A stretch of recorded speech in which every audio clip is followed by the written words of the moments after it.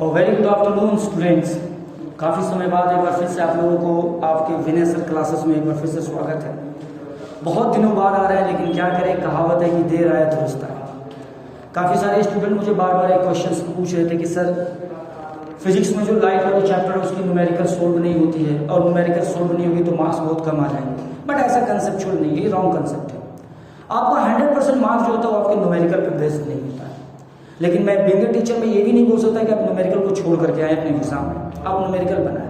हाँ, न्यूमेरिकल में दिक्कत आती है, मोस्टली दिक्कत आती है कि सर कब इमेज डिस्टेंस को माइनस में रखना है, कब प्लस में रखना है, कब फोकल डिस्टेंस को पॉजिटिव रखना है, कब नेगेटिव रखना है। सो बहुत सारी प्रॉब्लम आती है।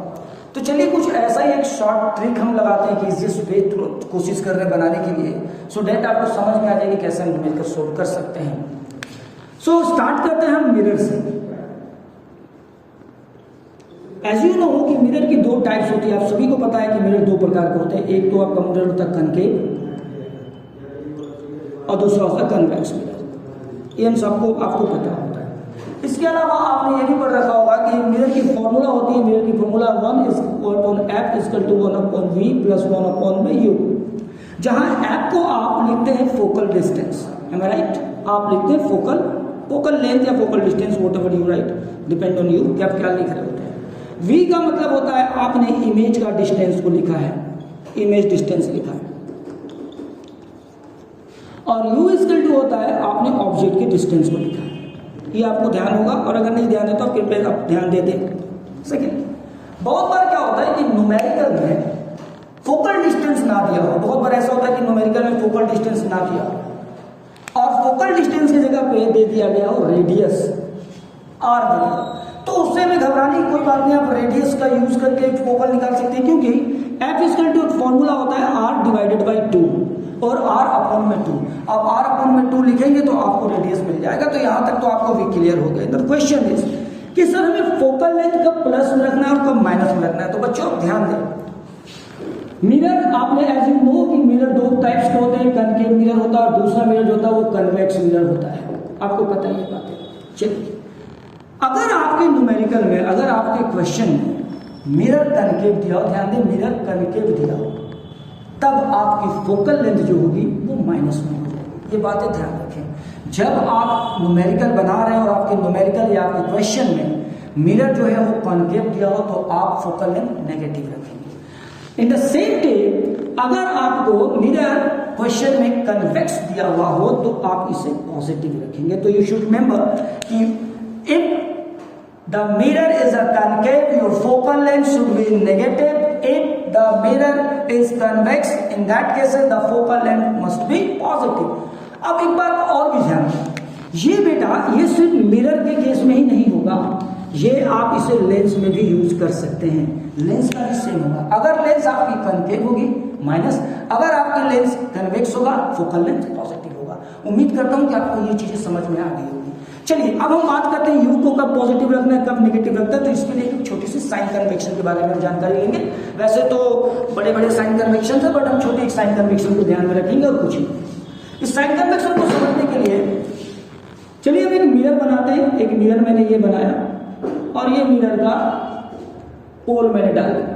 Centre of the mirror is always known as ना पोल, आपको पता होता है। तो चलिए सबसे पहले हम u की बात करते हैं कि हम u को कब पॉजिटिव रखेंगे और कब नेगेटिव रखेंगे। हम u को कब प्लस में रखेंगे, कब नेगेटिव रखेंगे, ये ध्यान देंगे। मिरर कौन सा भी हो, तो कन्वेक्स मिरर मैंने ले लिया। देखिए बेटा, आपने ऑब्जेक्ट को यहाँ रखा। स्टूडेंट आपने देखो अपना ऑब्जेक्ट कहाँ रखा, मिरर के फ्रंट में। वैसे भी ऑब्जेक्ट को हम मिरर के फ्रंट में ही रखते हैं, ये सबको पता है। अगर आप डिस्टेंस को, आप मान लिया जाए इसकी डिस्टेंस को आप नाप रहे हो और आपने अपने स्केल को यहाँ बिठाया है, ध्यान दें, आपने अपने स्केल को यहाँ बिठाया और इस डायरेक्शन में आप नाप रहे हो, यानी कि आपके स्केल की जो डायरेक्शन होगी इस डायरेक्शन में होगी। यानी कि आप ऑब्जेक्ट से पोल की तरफ डिस्टेंस को नाप रहे हो, तो आप इसे पॉजिटिव लेंगे। याद रहे बात को, ठीक है। लेकिन आप अगर स्केल को ऐसे बिठाया हो, यानी आप पोल से नाप रहे हो ऑब्जेक्ट, यानी पोल से चलकर आप ऑब्जेक्ट की तरफ जा रहे हो, तो आप नेगेटिव लेंगे। सो आप ध्यान में रखें, पॉजिटिव किस केस में होगा और नेगेटिव किस में होगा। इफ अगर ऑब्जेक्ट से चलकर आप पोल की तरफ जा रहे हो तो पॉजिटिव, और अगर पोल से चलना शुरू किए हो और आप ऑब्जेक्ट की तरफ जा रहे हो तो ये आपकी नेगेटिव हो गई। ये आपको समझ में आ गया होगा मेरे ख्याल से। Is it okay? Object to pole positive, pole to object negative. ये आपकी ऑब्जेक्ट की क्लियर होगी, ऑब्जेक्ट क्लियर होगी। चलिए लेट्स सी, अब हम इमेज की बात करते हैं। इमेज के बारे में मैं ज्यादा कुछ नहीं बोलूंगा, बस आप ये ध्यान देंगे न्यूमेरिकल जब आप बना रहे हो और आपकी वी का आंसर जो आया है वो +5 आ गया, लेट्स +5 आ गया आपका, और किसी बच्चे का इमेज का जो डिस्टेंस है लेट्स सी वो -5 आ गया, तो इन दोनों केस में क्या होता है? देखिए, अगर +5 आ रहा है, आप समझिए ध्यान से, अगर आपका आंसर v डिस्टेंस जो है पॉजिटिव में आ रहा है, पॉजिटिव में, तो आप समझ जाइए कि पॉजिटिव साइन ये शो करता है कि इमेज जो बना है, इमेज फॉर्म जो हुआ है वो कहाँ हुआ है? Behind mirror, behind mirror. आप इस बात को नोट कर लें स्टार बना करके। आंसर अगर पॉजिटिव आया, b = पॉजिटिव, इसका मतलब हुआ कि इमेज जो है वो आईने के पीछे, दर्पण के पीछे या मिरर के पीछे बना है। और दूसरी आपसे इससे एक और कॉन्सेप्ट आपकी क्लियर हो गई कि जो इमेज मिरर के पीछे बनेगी वो हमेशा इरेक्ट होगा, और जो इमेज इरेक्ट होता है वो हमेशा वर्चुअल होता है। आप इसे ध्यान में रख लें, नोट कर लें। अगर इमेज मिरर के पीछे की साइड बनती है, अगर इमेज मिरर के पीछे की साइड बनती है तो answer must be in positive, plus में होगा। और इससे आपको एक बात और भी कंसेप्ट क्लियर हो गया कि इमेज जो होगा वो इरेक्ट होगा और वर्चुअल होगा, सीधा होगा और वर्चुअल होगा। आप उसे देख नहीं पाएंगे क्योंकि वो स्क्रीन पे नहीं उतारा जा सकता है। ठीक है, चलिए अब मान लिया जाए आपकी इमेज, आपकी जो इमेज की डिस्टेंस है आंसर में वो नेगेटिव आ गया, नेगेटिव आ गया, तो फिर ये इमेज कहाँ बना होगा? आप सोचिए इमेज कहाँ होगा। ऐसे केस में जब आपकी v की वैल्यू माइनस में आ जाए तो आप समझ जाइए कि जो इमेज है वो सेम साइड बना है, यानी same image from front of mirror, front of mirror. आप इसे फ्रंट ऑफ मिरर भी बोल सकते हैं या सेम साइड, यानी कि जिधर ऑब्जेक्ट रखी है उधर ही आपकी मिरर का इमेज भी बन गया। ठीक है, और जब इमेज माइनस में हो इसका मतलब होता है कि वो मिरर के फ्रंट में बनी है, पहले बनी है, और वो हमेशा इन्वर्टेड होती है, इन्वर्टेड। और जो इमेज इन्वर्टेड होगा बेटा वो इमेज रियल होता है, वो इमेज रियल होता है। तो आपको तीन बातें क्लियर हो गई कि सर फोकल लेंथ की बात करें तो सर फोकल लेंथ अगर कनकेव की हो तो वो माइनस में होगी, कॉन्वेक्स की हो तो वो प्लस में होगी।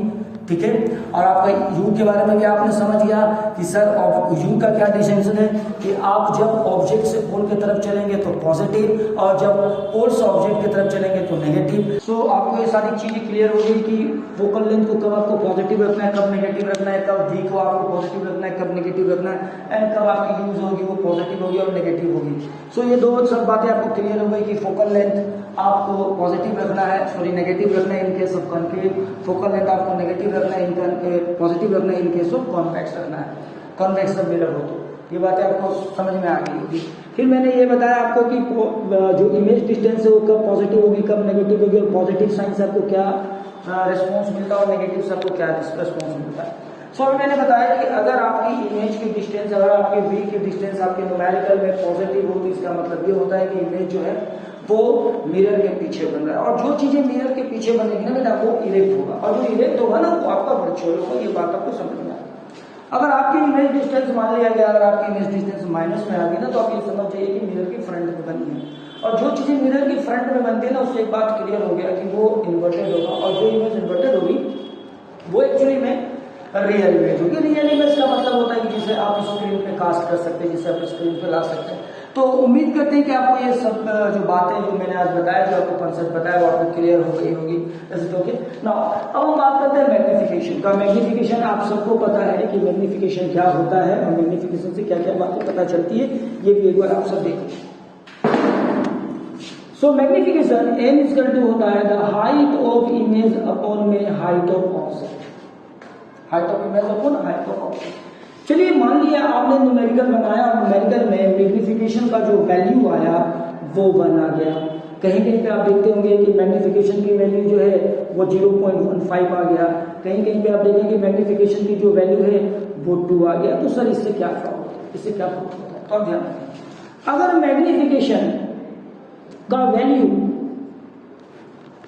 अगर मैग्निफिकेशन का वैल्यू मोर देन 1 आ जाए, मोर देन 1, एक से ज्यादा, अगर एक से ज्यादा तो समझ लीजिए इन लार्ज, तो आप नेचर में क्या लिख सकते हैं कि इमेज जो होगा वो इन लार्ज होगा।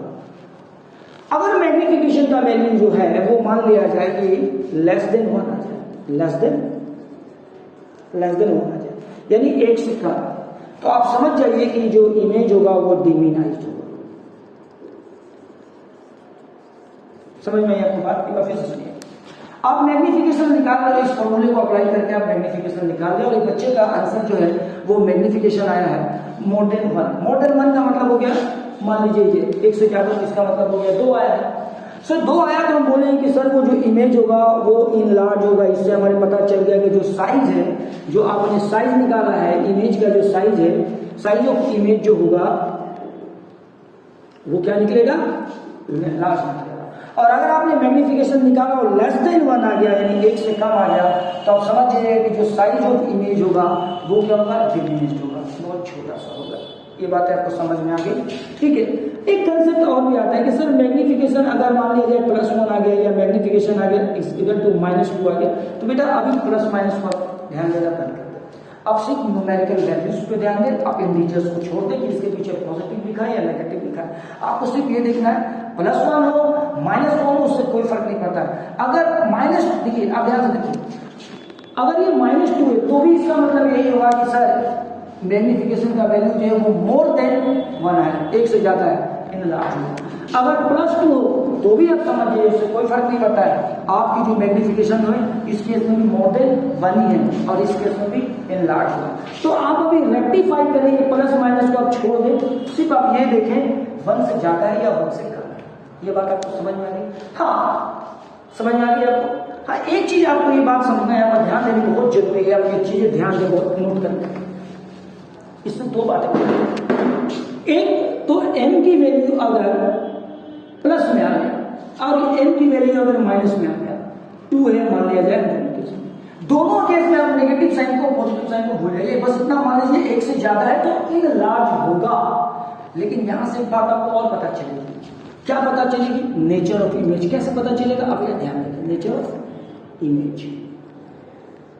आपने नेचर ऑफ इमेज के पीछे हमने एक बात कंसेप्ट देखा था, v का नेचर हमने क्या देखा था, v में अगर v का आंसर +5 था और v का -5 था, तो दोनों में हमने क्या पढ़ा था कि सर अगर v पॉजिटिव में आए तो वो इमेज जो है वो मिरर के पीछे बनता है। आपने पढ़ा था, मैंने इससे पहले थोड़ा सा इस वीडियो में आगे आपको बताया था कि अगर इमेज की वैल्यू पॉजिटिव आए तो वो मिरर के पीछे बना है, मिरर के पीछे बना है, ध्यान रखिए। तो यहां से ये भी कोरिलेटेड है। कोरिलेटेड का मतलब ये हो गया कि इफ, मैंने ये बोला if v equal to positive, अगर v पॉजिटिव होगा तो उसका बेटा n पॉजिटिव ही होगा। यानी कि 2 बातें आपको पता चली, अगर v पॉजिटिव होता तो आपको ये पता चल गया कि इमेज जो होगा वो कहां बना है, मिरर से पीछे, और अगर n पॉजिटिव हो तो भी यही बात बताते हैं कि इमेज कहां बना है, मिरर के पीछे। अगर v नेगेटिव हो और उसका m की वैल्यू भी नेगेटिव हो तो इन दोनों से भी ये बात पता चलती है कि मिरर कहां बना है, v नेगेटिव होता है तो इमेज जो होता है हमेशा मिरर के पहले बनता है, मिरर के पहले, और m से भी हमें ये अगर नेगेटिव हो तो हमें ये पता चल जाता है कि जो इमेज है सर वो मिरर से पहले बनी है। यानी दोनों दो एक ही इंफॉर्मेशन को दे रही, दोनों चीजें एक ही इंफॉर्मेशन को दे रही। और इस केस में अगर दोनों पॉजिटिव आ गया तो जाहिर सी बात है हम समझ जाएंगे कि वो इरेक्ट इमेज होगा, इरेक्ट होगा और वर्चुअल होगा। और इस केस में हम समझ जाएंगे कि अगर दोनों नेगेटिव में आया तो हम बोल सकते हैं इन्वर्टेड होगा और रियल होगा। तो बेटा उम्मीद करते हैं कि आपको हमारी वीडियो समझ में आई होगी। कोशिश ये थी कि आपके कंसेप्ट को थोड़ा क्लियर करें और सोफा आई हो कि आप इसको बार बार एक बार देखेंगे और आप समझने की कोशिश करेंगे कि किस तरीके से न्यूमेरिकल को बनाया जाता है। तो मैंने कोई एक एग्जांपल लेकर के आपको नहीं समझाया, सबसे पहले तो आप इन चीजों को समझ ले और एक दो न्यूमेरिकल एनसीईआरटी की बुक में जो एग्जांपल में दिया हुआ उसे सोल्व करने की कोशिश करें। होप करते हैं, उम्मीद करते हैं कि आपको इससे कुछ ना कुछ तो बेनिफिट्स मिलेगी। और नेक्स्ट ऐसे ही किसी और भी अच्छे और इंटरेस्टिंग और वीडियो के लिए आप हमारे चैनल विनय सर क्लासेस जो कर अवेयर हो अच्छी तरीके से उसे सब्सक्राइब करें, फॉलो करें, लाइक करें एंड कमेंट करें।